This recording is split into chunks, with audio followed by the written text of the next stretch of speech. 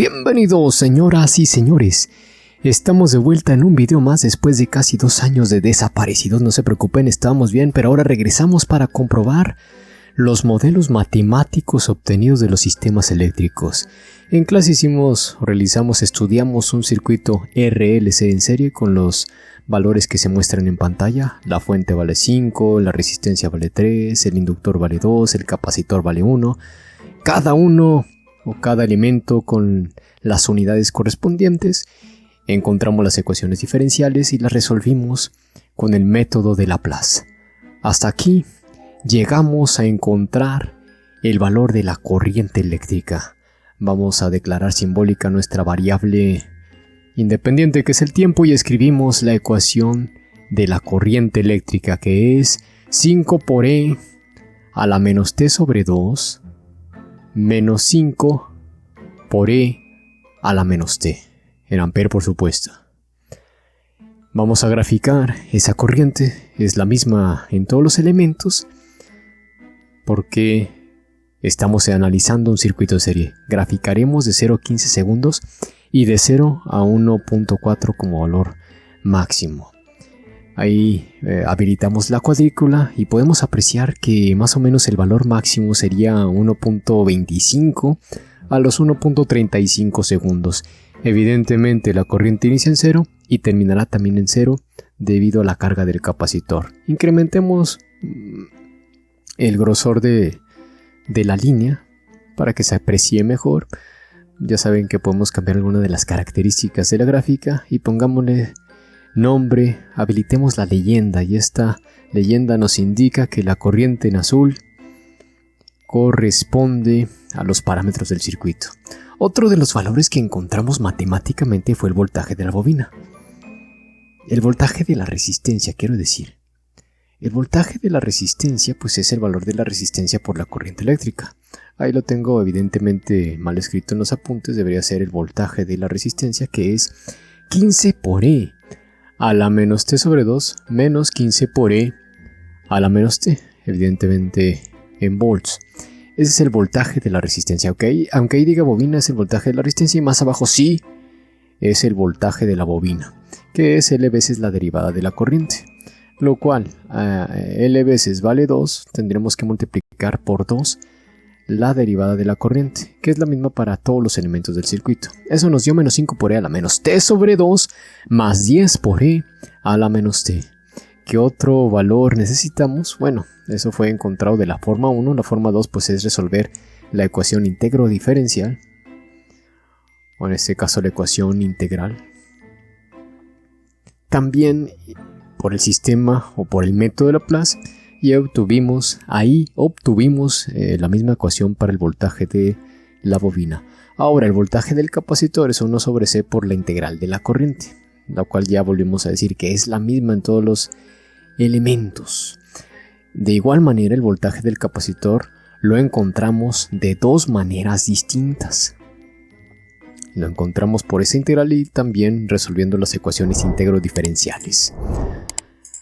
Ahora bien, en ambas maneras obtuvimos que el valor del voltaje del capacitor fue 5 menos 10 por E a la menos T sobre 2 más 5 por E a la menos T.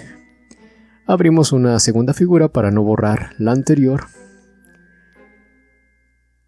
La mantenemos con la instrucción hold on para que todas las gráficas vayan apareciendo sobre la misma figura y que no se vayan abriendo nuevas figuras ni reemplazando las anteriores. Grid on es para que aparezca la cuadrícula, y hoy vamos a graficar en primera instancia el voltaje de la resistencia en los mismos parámetros del tiempo, de 0 a 15 segundos, pero ahora desde menos 2 hasta 6 volts en el eje vertical. Y ahí graficamos las 3 variables: el voltaje de la resistencia, el voltaje de la bobina y el voltaje del capacitor. Le damos para que aparezcan las leyendas e identificar cada una de las gráficas.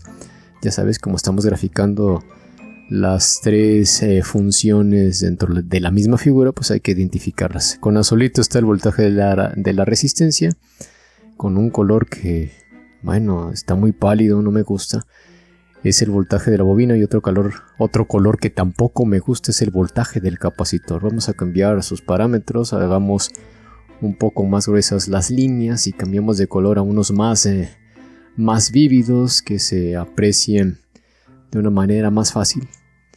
Ese verde como que no me gusta, mejor lo cambiamos por otro color más contundente, como el negro. Y ahí tenemos los 3 voltajes, la gráfica de los 3 voltajes y la gráfica de la corriente. ¿Cómo comprobamos que estas ecuaciones, que ya las estamos visualizando gráficamente, cómo podemos comprobar que son las correctas?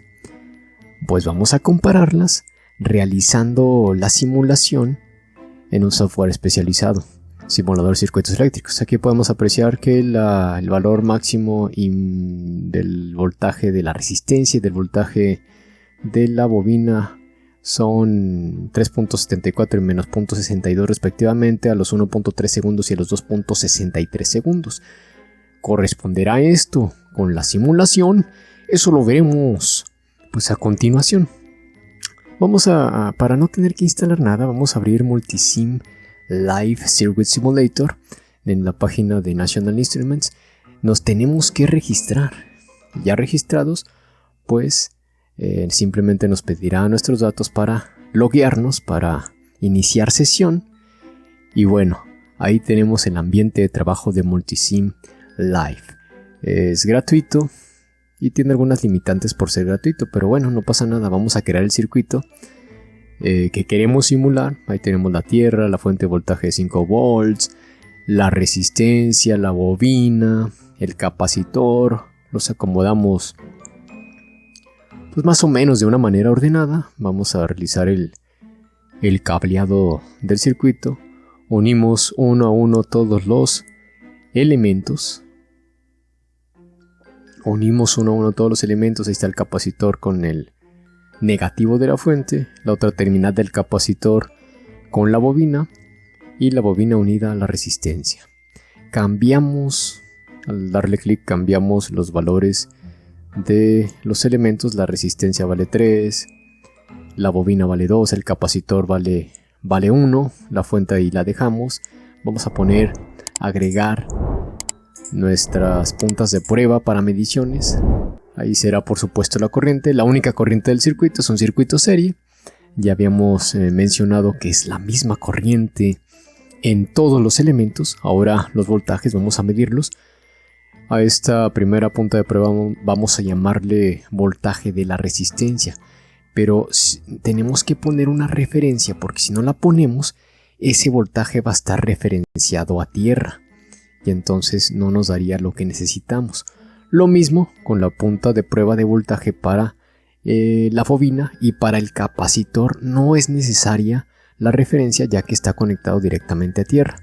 Y al no conectar una referencia, pues ahí es donde se realiza la medición en nuestro circuito.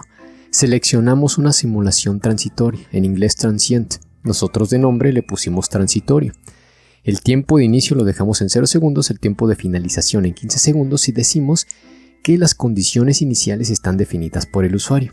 Ahí las condiciones iniciales del capacitor son 0 volts y las condiciones iniciales de la bobina 0 amperes.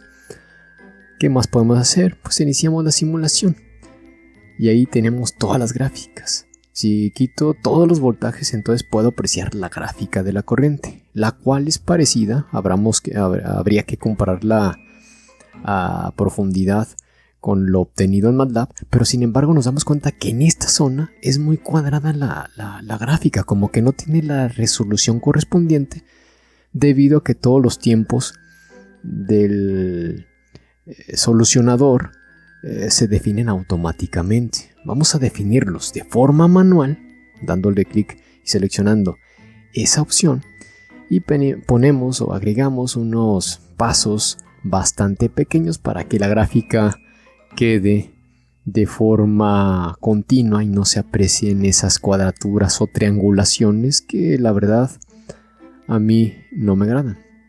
Sin embargo, al realizar esto se aumenta la necesidad de procesamiento de nuestra computadora y las gráficas van desarrollándose de forma muy lenta, muy precisa, muy continua, muy suaves, sin esas cuadraturas, pero de igual manera muy lentas, lentas. Fíjate, apenas va 1,5 segundos.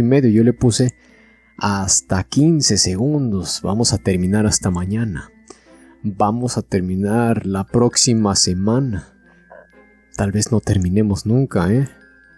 Pero bueno, ¿qué podemos hacer? La gráfica está viéndose demasiado continua, ¿sabes?